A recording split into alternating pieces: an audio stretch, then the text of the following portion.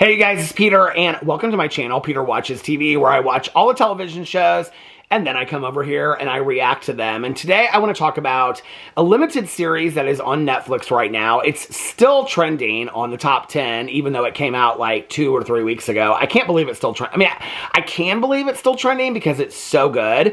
But I'm kind of surprised that it picked. It's weird to me when I watch all these shows on Netflix and Apple and stuff, and which ones like people end up absolutely loving and they trend for a long time, and which ones people are just over with really quick.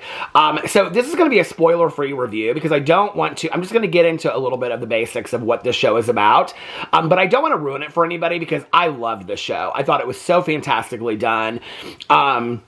I wish it was longer. I wish it was only 4 episodes. I wish it had been like 6 or 8 episodes. I thought it was fantastic. And that TV show is La Palma, which is currently, like I said, trending on top 10 on Netflix. So if you guys have not, it came out right in time for Christmas. Some people were saying that it was a Christmas show. I think it was last year I watched the Norwegian television show, which was called, the trending series on Netflix, which was called A Storm for Christmas, which took place in, I think, an airport in Oslo. So it was this Norwegian show, but I mean, it wasn't like on, I don't think it was on Norwegian television. I think it was just on Netflix, but it was this Norwegian show. It was fantastically done. It was fantastically done. And so people were saying that this was like a Christmas show. And so I was like, oh, like another show, like A Storm for Christmas, which is why I originally got excited about it. And when I started watching it, I was like, this isn't anything like a Storm for Christmas. If you didn't watch Storm for Christmas, I should have done a review of that before Christmas. It was fantastic. I think it's a 6-part episode, 6 or 8-part episode, and every episode is 30 minutes, and it takes place in this Norwegian airport. I believe it's in Oslo, where all these people get trapped because there's a blizzard that occurs on Christmas Eve. It is so good. I watched it last year, and I absolutely loved it. So this year for Christmas, my Christmas show was Black Doves. No, that review is coming too. I loved Black Doves. I thought it was so well done, and if you didn't know, it already got confirmed for a 2nd season. It's so well done. And I found out that part of it is based on a true story. Did you guys know that? La Palma, which I thought was based on a true story or slightly on a true story, was not based on a true story whatsoever. So let's get into La Palma. So La Palma came out just this year on Netflix. It's a 2024 TV show. And it says 80 reviews. 80% love the pacing. Well, it's only 4 episodes. The pacing was pretty fast. And the overview says it's about a Norwegian family vacationing on La Palma faces a disaster when a young researcher discovers alarming signs of an imminent volcanic eruption. And then it says down here, was La Palma a true story? The series is not based on a true story. Although La Palma is a real-life location, one of Spain's Canary Islands that has experienced some volcanic activity in the past, a disaster of the scale we see in the series has not been witnessed on the island. So the show is not just about this family. So the show is about, well, it is about this family. So it's about this husband and wife and their 2 kids that go to La Palma for Christmas. And they stay in this resort. And seemingly they have gone to this resort every year for Christmas for, I don't know, the past couple years. And when they get there, the husband and wife are kind of like, you can tell they're kind of like falling out of love. They've been married for a really long time. Her daughter is, I believe, from a previous relationship, and they have a son that they have together. And the whole family dynamics is so interesting. The son is autistic, and the daughter, his sister, his older sister, is like very protective of him. The whole family is very protective of him. And so he's kind of his story is kind of central to the story. And then the mom and dad are just like, every year that they've come down to La Palma, they've just had this like great time. They've sat on the patio, they've drank wine late until the night and talked, and that's just not the case this year. They haven't been really getting along that well whatsoever. And the daughter really senses it. And because she's so close with her family, she's 17 years old, and because she's so close with her family, and she's very protective of her brother, it seems like in past vacations, she just sticks around with the family. She never really interacts with other, like, kids her age, like, that are at the resort and stuff like that. But this year, her parents really encourage her to, like, go hang out with, like, kids her age and stuff like that. And so she meets some other kids her age. She develops, like, this romantic interest. I mean, this story has so many things. I mean, it has issues of sexuality. It has romance in it. It has like relationship issues, working out relationship issues. And so that's going on. And they're at this resort, this beautiful resort on the beach in La Palma. And they know other people that come down there from Norway. They also know other people that come there just year after year on the holidays. They know the people that work there and stuff like that. So they're at this resort, okay? And their family, and they're interacting with the other people that are there. And you get to know some of the other people there as well. At the same time this is going on, there is this young woman, and she works for this research facility that basically what they do is they kind of like monitor the volcanic activity that is going on in this volcano on La Palma.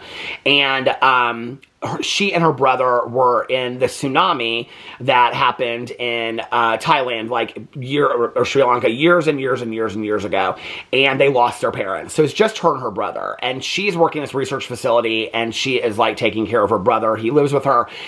She's probably like 25, and her brother's like 21 or 22 in the show, and so she's very, very smart, and she and this research team are kind of keeping tabs on what's going on with this volcanic activity. And what they realize is that there is a very good chance that this volcano could erupt. And if it does, then what will happen is that part of the island will break off. And if part of the island breaks off because of the volcanic eruption, then it will cause a tsunami. And the tsunami will basically just wipe out the entire island of La Palma. But it becomes this very political thing because there are people that, like, you know, work for the embassy and people that work for the government and things like that, that this is, you know, the island is based on tourism. They don't want to ruin tourism, so they don't want to put out a statement about a possible tsunami, especially when the lead researcher did this years ago, put out a statement, and there was never any fruition to the tsunami. So they don't want to scare all these people that are going to leave at their highest time of year of tourism and scare all these people away to have them leave if there's no volcanic eruption. So it's this family at this resort and the people that they know, and then this young woman who's a scientist, and she interacts with these other scientists. So you get to know some of the other scientists as well as they're monitoring this. And basically what the 4 episodes are is it's a buildup of this volcanic eruption happening and then everybody trying to get off the island. First of all, I love catastrophe shows, okay? I love catastrophe movies.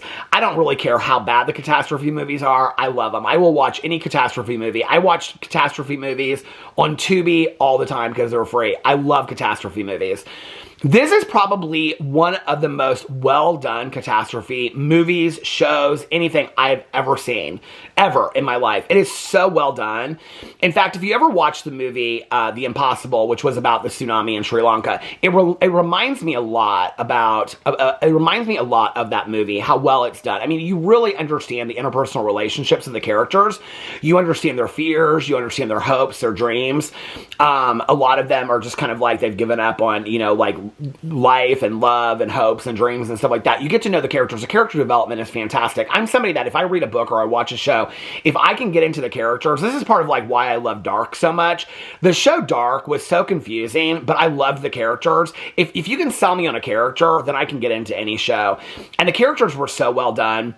The special effects of the volcanic activity and all the tsunami and all that kind of stuff were so realistic. I was kind of blown away, in all honesty. I thought it would be real cheesy, kind of like special effects, but it was so well done. It seemed real when you were watching it. It absolutely seemed real. I think, you know, like I said, I wish it would have been 6 or 8 episodes, but it is... And I will tell you, it doesn't end great for everybody. I mean, that's one of the things, you know, is it doesn't, like, there's a lot of things that happen in the show. You think that, like, you go into it thinking everybody's just going to kind of get saved, and that's not necessarily what happens at the end of the show. I mean, it's very, very real. It's a very real show, and it's so well done. Such a fantastic show. I loved it. I said that I wish it had been like 6 or 8 episodes, but I think the fact that it was 4 episodes was almost perfect. Because, I mean, I got to know the character so much, I would have liked to have known more about him. I wish I would have dragged it out a little bit longer. It didn't feel rushed at all. It's interesting that I read the review that said that 80% liked the pacing. The pacing seemed fantastic. I mean, I got done with 1 episode. I couldn't wait till the next. I think it's a fantastic show. I didn't want to spoil it by ruining it, what the whole show is about or what happens on there, but I would definitely recommend this. I mean, on a scale of 1 to 10 of shows that I watch, this would probably be, I mean, easily a 9. Easily a 9 out of 10. The only thing that would have kept it from being a 10 for me is that I wish it would have just been a couple more episodes because I loved it so much, you know? But it made sense that it was only 4 episodes. So anyway, let me know if you watched it. Let me know what you think in the comment section below. I love you guys, and I will see you tomorrow. Bye.